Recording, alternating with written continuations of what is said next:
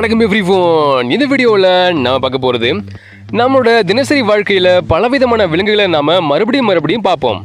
ஆனால் ஒரு சில விலங்குகள் நம்மளோட கண்ணில் எப்பவுமே படுறதே கிடையாது. ஏன்னா பூமியோட ஏதோ ஒரு மூல முடுக்கில் அதுங்க வாழ்ந்துகிட்டு இருக்கும்.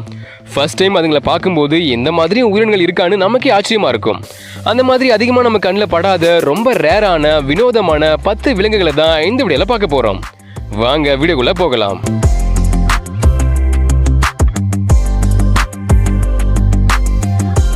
பனைமரத்தோட பட்டைகளை உரிச்சு உடம்புல ஒரு கவசம் மாட்டின மாதிரி இந்த எறும்பு திணியோட தோல் காணப்படுது.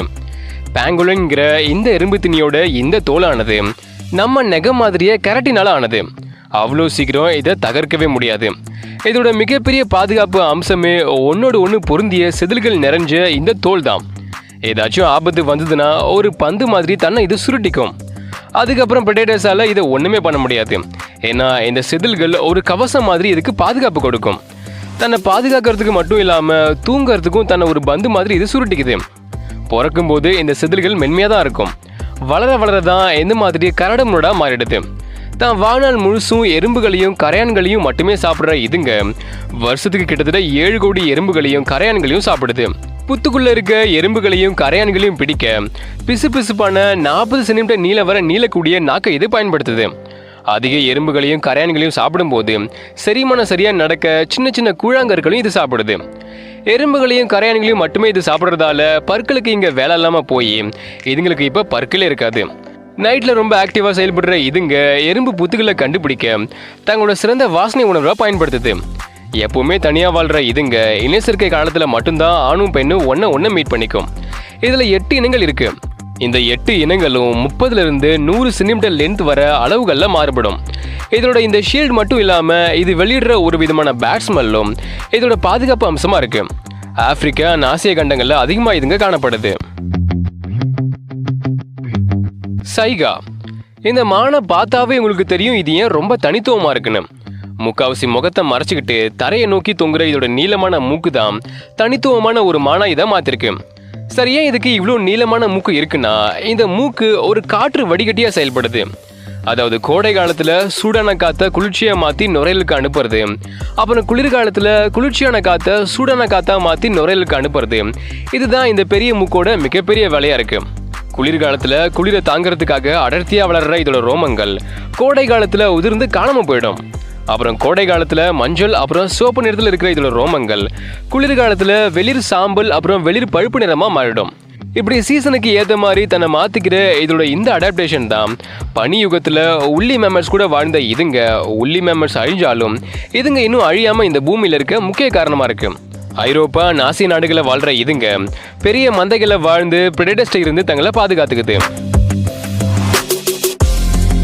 நிலத்துல புற்களை மேய்ற பசுக்களை நம்ம பார்த்துருப்போம். ஆனால் கடல்லையும் புற்களை மேய்ற ஒரு பசு இருக்கு. அதுதான் மேனடிஸ்ங்கிற இந்த கடல் பசுக்கள். கரிபியன் கடல், மெக்சிகோ வளைகுடா, அமேசான் ஆறுகள், மேற்கு ஆப்பிரிக்காவோட சதுப்பு நிலங்கள் போன்ற பகுதிகளோட நன்னீர்லையும் உப்பு நீர்லையும் வாழ்கிற இதுங்க அங்கே தண்ணிக்கு அடியில் 60க்கும் அதிகமான தாவரங்களை இதுங்க சாப்பிடுது. 4 மீட்டர் நீளமும் 600 கிலோ எடையும் கொண்ட இதுங்க துடுப்பு மாதிரியான வாள்களையும் வச்சிருக்கு. மேனடிஸில் ஆண்களை விட பெண்கள் தான் ரொம்ப பெருசாகவும் கனமாகவும் இருக்கும். தாவரங்களை பறித்து சாப்பிட்றத சுலபமாக்குறதுக்காக கீழ் உதட விட மேல் உதடு கொஞ்சம் நீளமாக இருக்கு. எப்பவுமே தனியாக இருக்கிற இதுங்க இனச்சேர்க்கை காலத்தில் ஆண்கள் பெண்கள் கூடயும் குட்டி போட்டிருக்கும் போது அம்மா குட்டிகள் கூடயும் மட்டும்தான் சேர்ந்துருக்கும். ஒரு நாளோட பாதி நேரத்தை தண்ணிக்கடியில் தூங்குறதுல இதுங்க செலவு பண்ணுது. மீதி நேரம் தான் 1லிருந்து 2 மீட்டர் ஆழத்தில் தாவர மேய்ச்சல ஈடுபடுது. ஒரு நாளில் மட்டும் இதோட உடல் எடையில 10% தாவரங்களை இது சாப்பிடுது.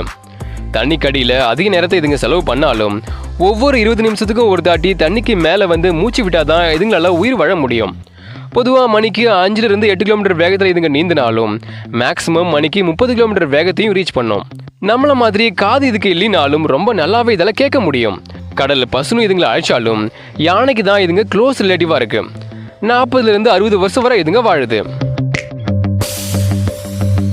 பொதுவாக மஞ்சள் கலர்லையும் ஆரஞ்சு கலர்லையும் இருக்கிற மான்களை நாம் அதிகமாக பார்த்துருப்போம்.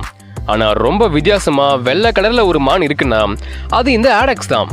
இது வெள்ளை கலரில் இருக்கிறதால ஒயிட் ஆன்டிலோப் அப்படின்னும், கொம்பு வளைஞ்சு நெளிஞ்சு ஒரு ஸ்க்ரூ மாதிரி இருக்கிறதால ஸ்க்ரூ ஹார்ன் ஆன்டிலோப் அப்படின்னும் அழைக்கப்படுது. சரி, ஏன் இந்த மான் மற்ற மான்கள் இருந்து ரொம்ப வித்தியாசமாக வெள்ளை கலரில் இருக்குன்னா இதுக்கு அது வாழ்ற இடம் தான் முக்கிய காரணமா இருக்கு.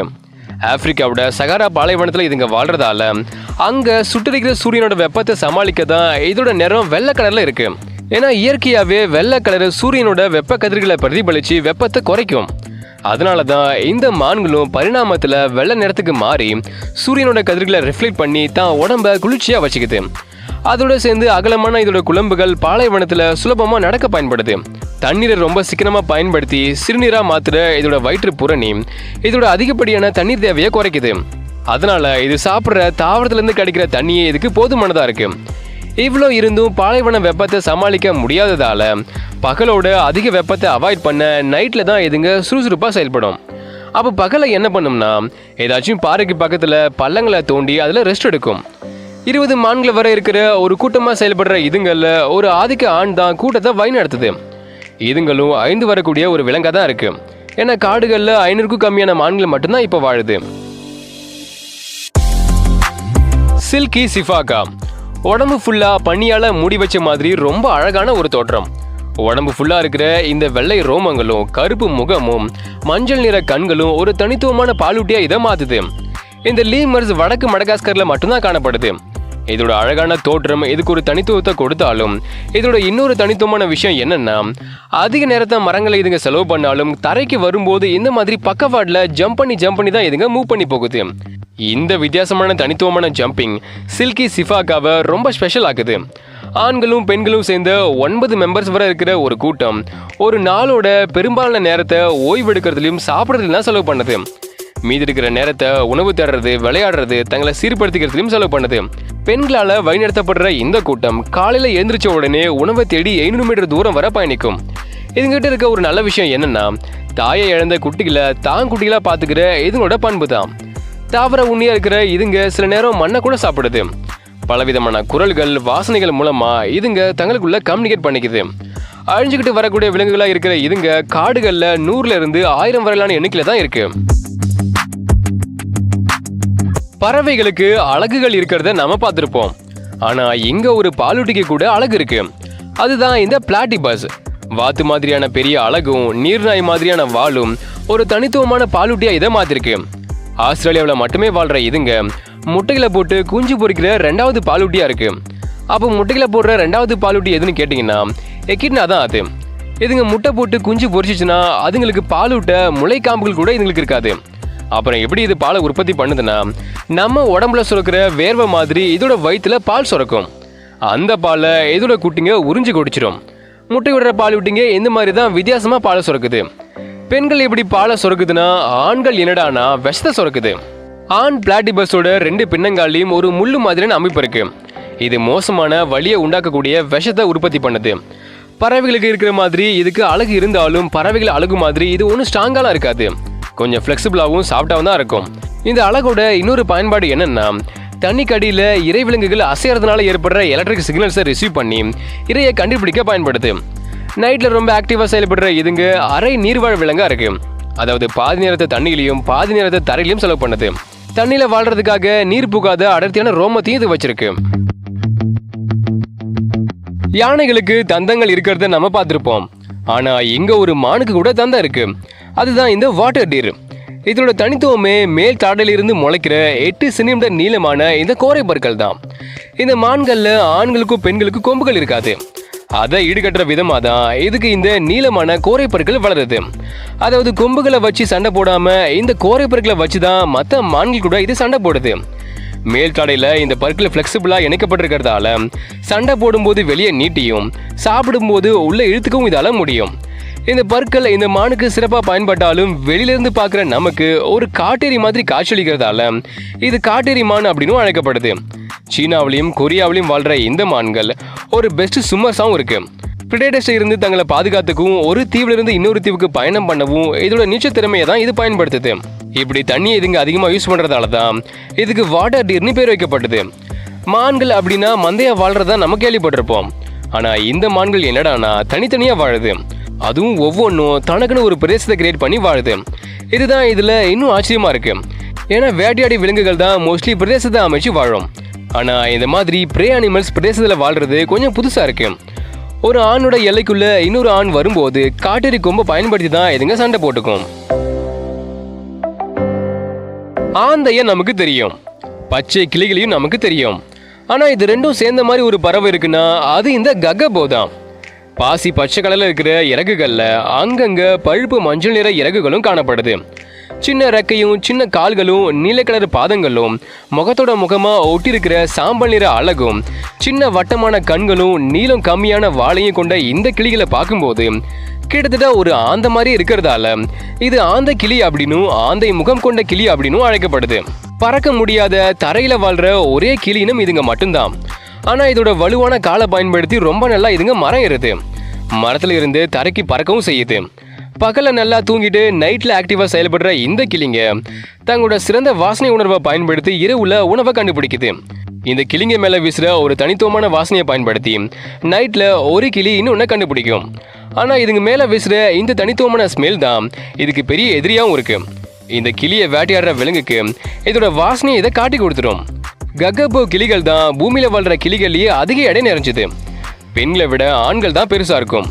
58 இருந்து 64 சென்டிமீட்டர் நீளம் இருக்கிற இந்த பறவைங்க 82 சென்டிமீட்டர் நீளமான ரெக்கையோட மேக்சிமம் 3 கிலோ எடையை ரீச் பண்ணும். இந்த கிளிங்க கிட்டத்தட்ட 5 வருஷத்துக்கு ஒரு தாடி தான் இணை சேரும். லெக் அப்படிங்கிற வித்தியாசமான ஒரு இனச்சேர்க்கை முறையை கொண்ட ஒரே கிளிங்க இதுங்க மட்டும்தான். லெக் இனப்பெருக்க முறையை கொண்ட பறக்க முடியாத ஒரே பறவை இதுங்க மட்டும்தான். லெக் இனப்பெருக்க முறைங்கிறது பெருசாலாம் ஒன்றும் இல்லை. எந்த வருஷத்துல இதுங்க என்ன சேர போகுதோ அப்போ எல்லா ஆண் கிளிகளும் ஒரு குறிப்பிட்ட இடத்துல ஒன்னா சேர்ந்து சத்தம் எழுப்போம்.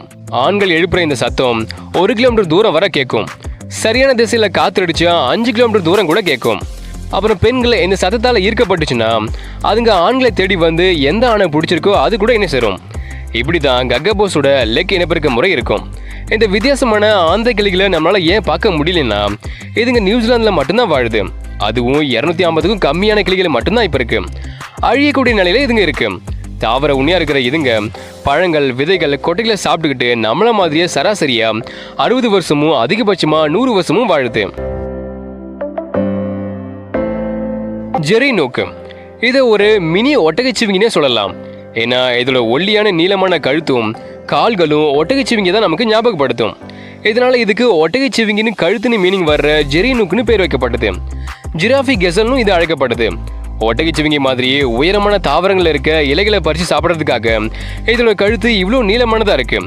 சின்ன தலையும் கூட இலைகளை பறிக்க வாட்டமா அமைஞ்சிருக்கு. இதுங்களால பின்னங்கால நிக்க முடியுங்கிறதால பின்னங்கால நின்று நீளமான கழுத்தை யூஸ் பண்ணுச்சுன்னா 2 மீட்டர் உயரத்துல இருக்க இலையை கூட இதால பறிச்சு சாப்பிட முடியும். இப்படி சாப்பிட்றதுக்கு மட்டும் இல்லாம பிரெடேட்டர்ஸை கண்டுபிடிக்கிறதுக்கும் இந்த நீளமான கழுத்தை இது பயன்படுத்துது. கிழக்கு ஆப்பிரிக்காவில் இதுங்க வாழ்றதால அங்க இருக்கிற வறண்ட காலநிலையை சமாளிக்க தண்ணீர் இல்லாம வாழ கத்திருக்கு. அதாவது சாப்பிட்ற தாவரங்கள் இருக்க ஈரப்பதமே இதுக்கு போதுமானதா இருக்கு. பகல் நேர மான்களா இருக்கிற இதுங்க நாள் முழுசையும் உணவு தேடுறதுலையும் சாப்பிட்றதுலையும் செலவு பண்ணுது. ஆண்களும் பெண்களும் தனித்தனி மந்தைகளை வாழுது. ஆனா சில ஆண்கள் மந்தையில சேராம தனியாவே வாழ்க்கை நடத்தி பிரதேசங்களை வாழ்ந்து தங்களோட எல்லைகளை பாதுகாக்குது. 20 சென்டிமீட்டர் நீளமும் 75 கிராம் எடையும் கொண்ட இந்த குட்டி பாலூட்டி வித்தியாசமான தோற்றத்தோட யாரோட கண்ணிலையும் அதிகமா படாம இருக்கிறதால இந்த லிஸ்ட்ல இடம் பிடிச்சிருக்கு. இந்த ஸ்டார் நோஸ்ட் மோலோட மூக்கு ரொம்ப வித்தியாசமா நட்சத்திர வடிவத்தில் இருக்கு. ஏன் இது இப்படி இருக்குன்னா இதுக்கு சரியா கண் தெரியாது. ஸோ அதை மேட்ச் பண்றதுக்காக அதிக வாசனையை உணரக்கூடிய விதத்துல இதோட மூக்கு இப்படி நட்சத்திர வடிவத்தில் பரிணாமம் அடைஞ்சிருக்கு. இந்த மூக்குல 25,000க்கும் அதிகமான வாசனையை உணரக்கூடிய சென்சிட்டிவான ரிசெப்டர்ஸ் இருக்கிறதால அனிமல் கிங்டம்லயே அதிக உணர்திறன் கொண்ட உறுப்புகள்ல இதுவும் ஒன்றா இருக்கு. எந்த அளவுக்கு இதோட மூக்கு எஃபெக்டிவா செயல்படும்னா வெறும் 25 மில்லி செகண்ட்ல தான் இறையை கண்டுபிடிச்சு அதை வேகமா சாப்பிட்றோம். இதோட இந்த அளவு கடந்த வேகத்தால வேகமா சாப்பிடக்கூடிய பாலூட்டின்னு கின்னஸ் உலக சாதனையும் படிச்சிருக்கு. நிலத்துல மட்டும் இல்லாம தண்ணிக்கடியிலையும் வாசனை இதுங்க ஸ்மெல் பண்ணுது. எப்படின்னா தண்ணிக்கடியில மூழ்கி வாசனை வர்ற பாதையில தான் மூக்கால பபிள்ஸை விட்டு மறுபடியும் அந்த பபிள்ஸை உள்ளிழுத்துக்குது. இந்த ட்ரிக்கை யூஸ் பண்ணி தான் தண்ணிக்கடியில இதால ஸ்மெல் பண்ண முடியுது.